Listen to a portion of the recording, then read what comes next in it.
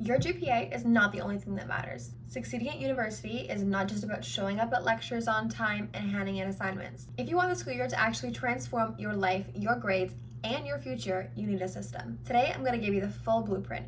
Everything to how you manage your time, your mental health, your network, your finances, and even your personal brand. By the end, you will have a strategy that sets you up to dominate this school year without burning out. Before diving into study hacks, we need to set up your foundation for success. Step 1 is to create a vision for the year. You can't just survive the year. You need to define what success actually looks like to you. So write down your academic goals for the year, your personal goals, whether that includes fitness, family, or mental health, and career goals. Do you want to set up an internship for the summer? If you're in the creative industry, do you need to build up a portfolio? To do this, you're going to use the reverse engineering method. Imagine it's the last day of school at the end of the year, and you've had the best year yet. Now tell me what happened. Break that vision into quarterly milestones, and that is how you create the vision. Step 2 is to build your environment for success. Your surroundings impact your focus way more than your willpower does. So make sure to remove the distractions from your desk, your room, and your devices. When you're creating your deep work environment, make sure to have it be in a space that you do not do anything else in. So in that space, you are solely working. You are just studying. You are just focusing on school,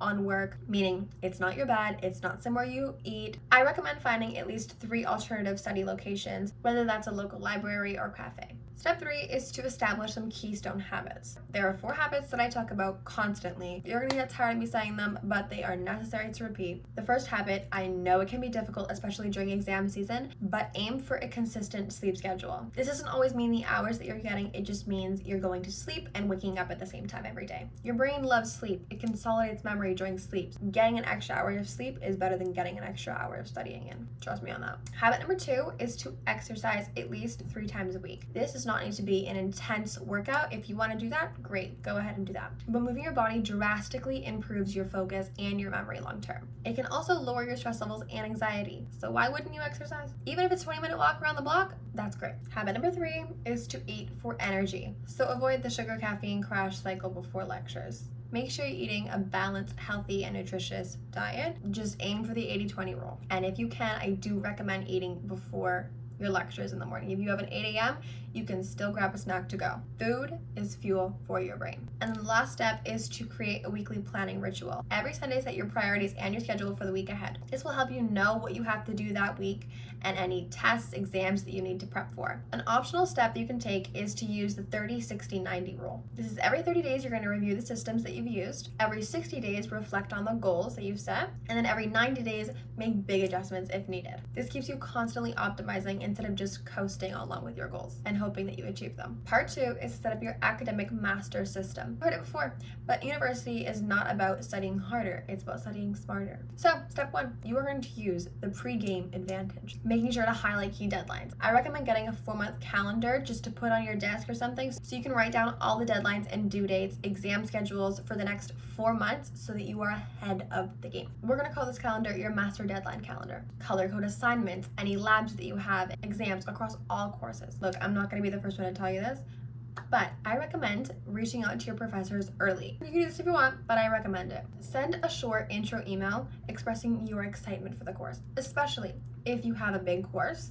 This sets you apart entirely from everybody else and makes it easier for you to ask for help later. I will never stop yapping about Notion. It is literally my second brain at this point. I know this is not sponsored, but if you are looking for a great note-taking system, it's Notion. So download it if you haven't already. I use it on a daily basis to track everything. After each lecture, spend 10 minutes reteaching yourself the concepts as if you're explaining it to your friend. There are 3 levels to mastering material. Level 1 is to understand. You are going to do this before class. Skim the material briefly. University can be very overwhelming with the amount of readings that they actually give you. So use critical thinking. How much of this do you actually need to read? Can you skim through it, or do you need to read the full thing? Preview headings, diagrams, and any key terms. Then level 2 is you're going to engage. This is during class. I know how easy it is to write down what the professor says verbatim, but try your best to listen, think, and only capture key details. Level 3 is to reinforce. Within 24 hours of the class, review and reorganize your notes. Then you're going to convert them into active recall questions. You can also use tools like Quizlet for this. And the reason these 3 levels work is because it mirrors how memory consolidates: exposure, engagement, retrieval. Just like understand,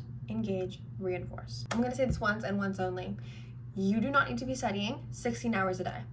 You need time to live. You need time to be by yourself, to be with friends, to go out, to have fun. That's also what university is about too. And instead of studying for 16 hours a day, you are going to schedule in deep work sessions. Your brain does its best problem solving in 90-minute blocks. So pick 3 90-minute deep work sessions per day max. 1 for the hardest subject, 1 for review, and 1 for assignments. Step 4 is the exam and assignment strategy. Start assignments the day that they are given. Even 15 minutes of outlining what you actually need to do for the assignment is going to set you 10 steps ahead. For exams, start creating condensed summary sheets 3 weeks ahead. You're going to also use the 2-pass rule. So the first time you review the information is just to understand, and then the second is to test yourself. Practice with other people. And if you can't practice with others, pretend you are teaching the information you are learning to a friend. Call a friend and say, I need 30 minutes to teach you this one concept. Another thing is to practice retrieval and not recognition. So when you are practicing for your exam, I want you to actually pretend you are in the exam room.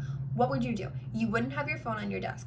You wouldn't have any distractions near you. Put yourself in exam conditions. Part 3 is personal systems to thrive. University success is not just academic, it's life management. So the first thing you're gonna look at is your time management. Personally, I use my calendar for literally everything.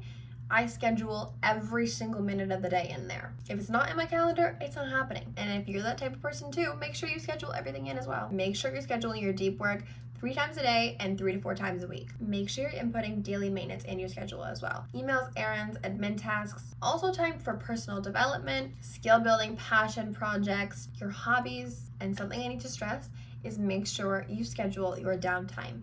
Like I've said, university can get very overwhelming, and sometimes we lose track of the amount of time we're spending studying and forget that we actually need to rest sometimes. And the best thing you can do in that moment is just to let yourself have a break and some guilt-free rest. A tip that I've mentioned before is to schedule theme days. So for example, you can have your Mondays as focusing on labs, Wednesdays can be cafe and deep work, Saturdays you could catch up with some family and friends and use that as some social time. It keeps your energy aligned with your goals. Step 2 is you're going to build your network. When you're building your career, connections matter more than grades for many opportunities. So when you get to class, you are going to sit in the first 3 rows of that class. Professors will remember your face. I know it can be difficult, but speak up in class. Your answer could be totally wrong, but at least you put yourself out there, and at least you tried.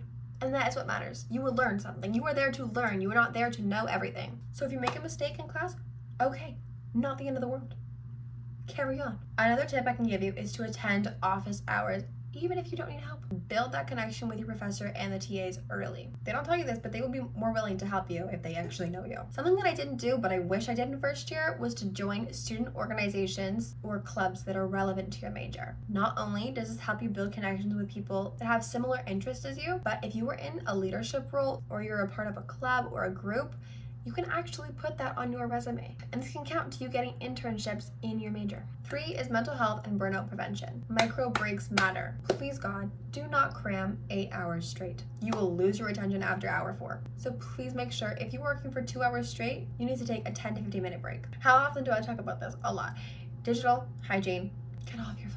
Okay? Especially limit doom scrolling before bed. It really ruins your sleep cycle. Next is to create a decompression ritual. Personally for me, that's meditating, manifesting, and journaling, as well as a hobby after like heavy study days. This can look completely different to you. This can look like spending time with your family, going to the movies by yourself, going on a solo day. After a heavy study day, you need to do whatever feels best to you. And then every Sunday, when you're planning out your week and you're scheduling everything in your calendar, and you're looking at all the to-dos that you have, I want you to ask yourself, what is likely to stress me out this week? Is it the amount of stuff that I have? Is it a specific project or exam that's coming up? And when you figure out what's going to stress you out that week, I want you to then plan before it hits. For example, if you know midterms are coming up, maybe batch a couple of meals so you have enough to eat for the week. Part 4 is future-proofing your university experience. Do not focus on just now.